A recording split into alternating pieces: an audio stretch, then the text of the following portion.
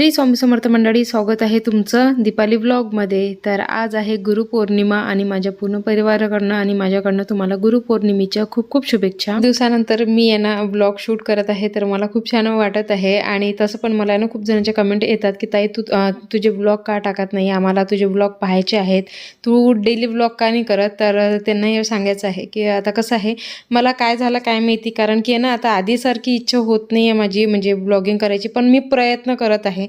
म्हणजे जसं होत आहे तसं मी आता शूट करण्याचा प्रयत्न करते आणि आधीसारखे माझे ब्लॉग तुम्हाला पाहायला मिळणार नाहीत, कारण की कसं आहे आता मी मिनी ब्लॉग सुरू केलेले आहेत।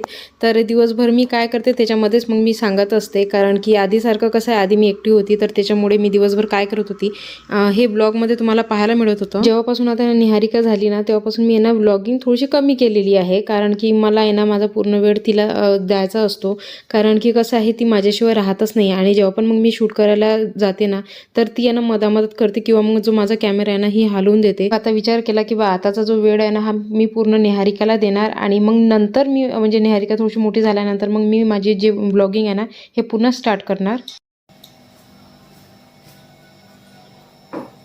तर आता स्वामींची आंघोळ घालायची आपल्याला, तर त्यासाठी मी पंचामृत तयार करून घेते। तर अगोदर त्याच्यामध्ये दूध आणि सहज मी टाकून दिलेलं आहे आणि दही टाकून दिलं। आता याच्यामध्ये आपण टाकणार आहोत पाणी आणि थोडीशी साखर।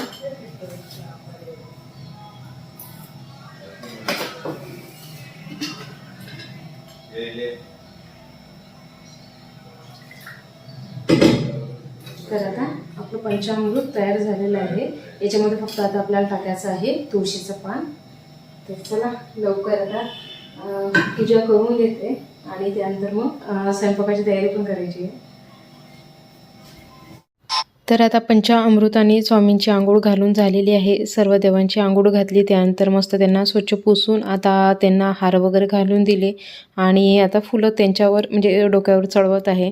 आणि आज मी लवकर पूजा करून घेतली, कारण की कसं आहे मग निहारिका उठली ना तर ती पूर्ण देवांच्या मूर्ती आहेत ना हे काढून टाकते, त्यांच्या अंगावरचे फुलं हार वगैरे हे सर्व काढून घेते आणि तिचा खेळ चालू करून देते। त्याच्यामुळे मग मी तिला देवाच्या रूममध्ये जास्त येऊ देत नाही निहारिकाला, पण आता ती झोपलेली आहे त्याच्यामुळे मग लवकर विचार केला पूजा वगैरे करून घेते आणि मग स्वयंपाकाची तयारी करते। सर्वात अगोदर मी भाताचा आणि आलूचा जो कुकर हलवून दिला होता, त्याच्यानंतर मग कढी बनवून घेतली होती।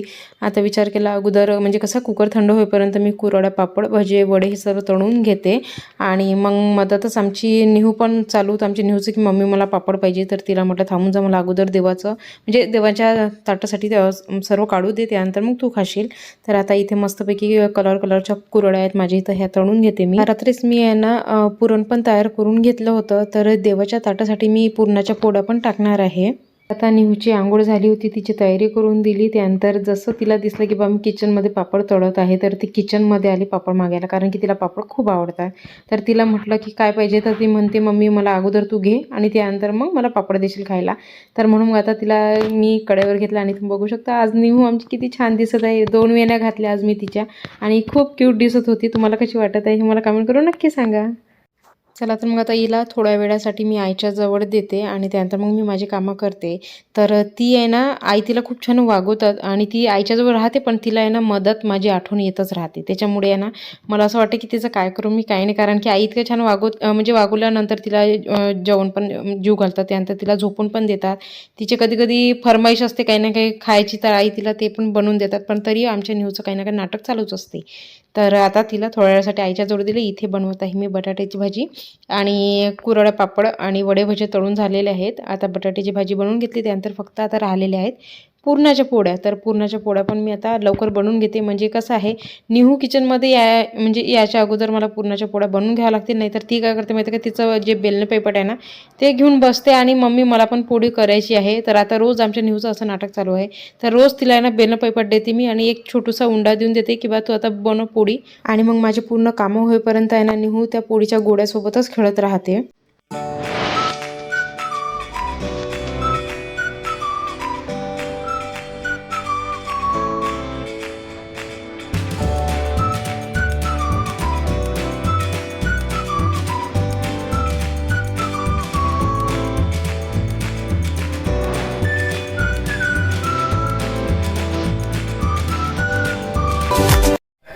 तर आता पूर्ण स्वयंपाक झालेला आहे. फक्त आता देवाचे नैवेद्य राहिले ते करायचे पूर्णाचे. तर आता ते लवकर करून घेते. त्याच्यानंतर मग देवासाठी ताट काढून घेते. झालं मग पूर्ण स्वयंपाक रेडी. आता देवांसाठी ताट काढून घेतलं. त्यानंतर जो आमच्या निहुनी पोळीच्या उंड्याचा जो धिंगाणा करून ठेवला होता ना तो आवरून घेतला. आणि तुम्ही बघितलं असेल की बा आमची निहू कशी पोळी लाटत होती. तर आता तिचं रोजचं तसंच नाटक चालू असते. तर आता लवकर लवकर इथलं सर्व आवरून घेते. म्हटलं अगोदर कसं आहे गॅस वटा आणि किचन सर्व आवरलेली असली ना तर आपल्याला पूजा करायला म्हणजे मोकळं राहते. म्हणजे किती वेळ लागला तरी चालते मग पूजेला. म्हणून मग आता इथे जो गॅस ओटा आहे ना हा क्लीन करून घेतला. त्याच्यानंतर विचार केला की चला पण जेवढे आहेत तेवढे भांडे पण घासून घेते. म्हणजे कसं आहे मग इथलं पण सर्व मोकळं होऊन जाते. म्हणून मग आता इथे खूप सारे भांडे निघाले होते स्वयंपाकाचे. ते सर्व भांडे घासून घेत आहे. आणि त्याच्यानंतर मग निवची एक वेळ आणखीन तयारी करून देणार छानपैकी. आणि मग आम्ही दोघीजणी पूजा करू. तर आता आलो आम्ही आमच्या देवघरामध्ये. त्यानंतर इथे जे 7 दिवे केले होते मी कणकीचे ते ठेवलेले आहे. त्याच्यामध्ये तेल आणि वाता टाकून देते. आणि नैवेद्य पण रेडी आहे.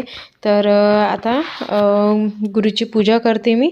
आणि त्याच्यानंतर त्यांना नैवेद्य दाखवणार. आणि आमच्या इथं आहे ना गुरुपौर्णिमेला आपलं आखाडी पण म्हणतात. ज्या नवीन लग्न झालेल्या मुली असतात ना त्या आखाडीच्या दिवशी माहेरी येतात. म्हणजे आखाडीच्या दिवशी म्हणते किंवा नवऱ्याचं तोंड पाहू नये. त्याच्यामुळे मग आमच्या म्हणजे कसा हा सण खूप मोठा मानलेला जातो. लग्नानंतरचा हा पहिला सण असतो ना त्याच्यामुळे. तर आखाडीच्या दिवशी मुली माहेरी येतात 2-3 दिवस राहतात. त्याच्यानंतर मग त्या सासरी जातात. तर त्याच्यामुळे आहे ना आमच्या विदर्भामध्ये आखाडी हा सण खूप मोठा मानला जातो. तर आता कोणाकोणाला माहिती होतं हे मला कमेंट करून नक्की सांगा. तर चला आता इथे सर्व तयारी झालेली आहे आरतीची. आणि आमची निहू आता पण मधामधात करत आहे तुम्हाला माहिती आहे. आणि तुम्ही म्हणसान की बा कितीही निहू करत आहे ब्लॉगमध्ये. पण कसं आहे आमची निहू आहे तशी म्हणून मग मी यानं तिचं कौतुक नाही करत आहे. फक्त तिचं सांगत आहे की बा ती आता कशी प्रकारे गुण करत आहे. तर आता इथे आरतीचं ताट तयार करून घेतलं मी. आरतीच्या ताटामध्ये आईनी 7 केळं 7 लिंब 1 नारळ आणि जो आपला खण असतो ना तो ठेवलेला आहे. आणि इथे 7 दिवे लावून दिले मी. एक मूठ करत असतात कणकेचे ते पण ठेवलेली आहे. 7 नैवेद्य हे पण तयार होते ते पण देवासमोर ठेवून दिले आता. आणि मग त्याच्यानंतर मग 7 वेळा की 5 वेळा अशी आरती आपल्याला देवाच्या वरून फिरवायची आहे. आणि आमची निहू पण एक्सायटेड होती की बा मम्मी तू जशी करत आहे तसं मला पण करायचं आहे. चला आता दोघी मिळून आता इथे पूजा करून झालेली आहे. आता आईला आवाज देते मी. आणि आईला मध्ये तुम्ही पण पूजा करून घ्या. त्याच्यानंतर मग आम्ही जेवण करू. चला तर मग फ्रेंड्स आजचा ब्लॉग मी इथेच थांबवते. आणि आजचा ब्लॉग तुम्हाला कसा वाटला हे मला कमेंट करून नक्की सांगा. माझ्या व्हिडिओला लाईक करा, शेअर करा आणि चॅनलला सबस्क्राईब करायला विसरू नका. साईडला जे बेल आयकॉन आहे त्याच्यावर नक्की क्लिक करा. चला तर मग फ्रेंड्स भेटूया आता अशाच पुढच्या छानशा ब्लॉगमध्ये. तिथपर्यंत बाय बाय.